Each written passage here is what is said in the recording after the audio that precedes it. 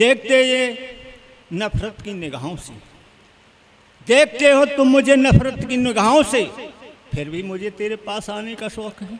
क्या बात है। देखा नहीं है अभी मेरे काव्य का जलवा, लोग रुलाते हैं, मुझे हंसाने का शौक है। क्या बात, क्या बात। जो लोग मुझे नहीं बुलाते कब सम्मेलनों में, उनके लिए एक लाइन देता हूँ, अगर आप लोगों को अच्छी लगे तो आशीर्वाद चाहिए।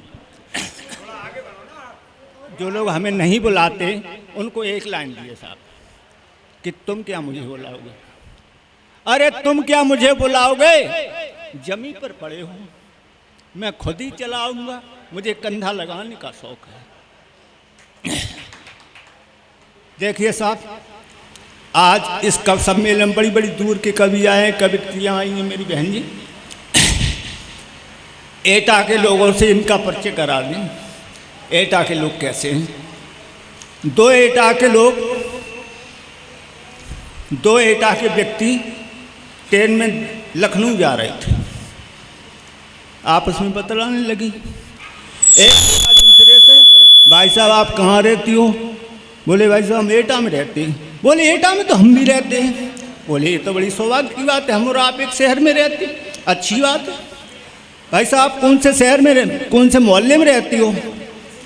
बोले मैं शिवगंज में रहता हूँ। बोला यार शिवगंज में तो हम भी रहते हैं। बोले ये तो और भी अच्छी बात है, हम और आप एक शहर के एक मोहल्ले के रहने वाले हैं। भाई साहब आप किन के मकान में रहते हो? बोले कृष्ण स्वरूप शर्मा जी हैं, उनके मकान में रहते हैं। दूसरा बोला भाई साहब उसी में तो हम रहते हैं। बोले वाह ये तो कमाल है, एक ही मकान में हम और आप रहते हैं। भाई साहब कौन से कमरे में रहते हैं? बोले दूसरी मंजिल पर नंबर 3 का कमरा, उसमें रहते हैं।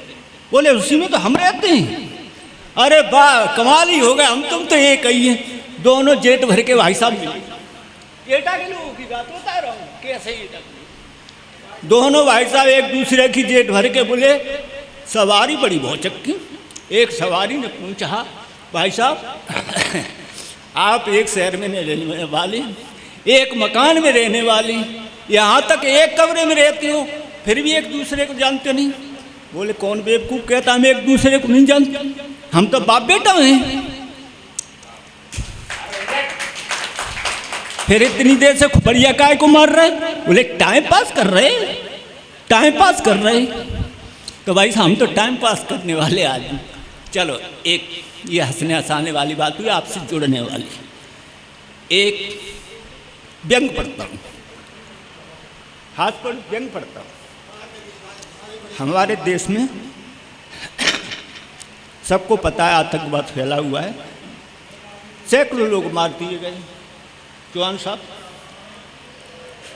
कुछ नौजवान उन आतंकवादियों में सम्मिलित हो जाते हैं। उनकी क्या मजबूरियां हैं, क्यों सम्मिलित हो जाते हैं हमारे देश के जवान आतंकवादियों में, इस पर एक टिप्पणी की है साहब, सुनिएगा। आप लोगों को अच्छी लगे तो आप लोगों को स्वागत स्वागत स्वागत। स्वास्थ्य खराब है भैया। बांधे था पगड़ी रखाए था दाढ़ी, बांधे था पगड़ी रखाए था दाढ़ी, उम्र थी करीब, बांधे था पगड़ी रखाए था दाढ़ी, उम्र थी करीब 45, कंधे पे लटकी थी AK-47। प्रश्न किया, पूछा ए जवान गांधी के देश में और इस देश में पहनने वाला खादी तू कैसे बन गया आतंकवादी? जवान बोला मैं तो एक गरीब आदमी था, सख्ती लाडली बेटी जो थी फुटपाथ पर लेटी, अरे जैन साहब तो बेटी हो नहीं पाया, आफत का मारा, जब ढूंढ ढूंढ के हारा तो फरियाद लेके मंत्री जी के यहाँ पहुंचा। संकट की घड़ी थी, ममता मेरी अड़ी थी, देखा मंत्री जी के बेडरूम में बेटी की नंगी लात। क्या बात।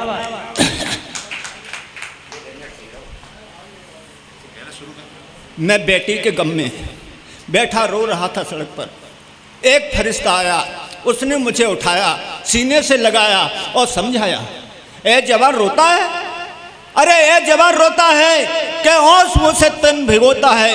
ये नेता हैं, ये गरीबों की रोटियां खा गए हैं, मजबूरों की जवान बेटियां खा गए हैं, ये खादर में रहने वाले अब खद्दर में आ गए।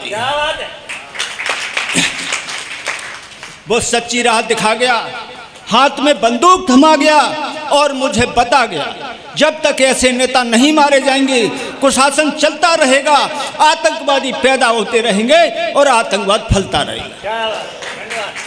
बहुत सुंदर, एक बार जोरदार तालियां।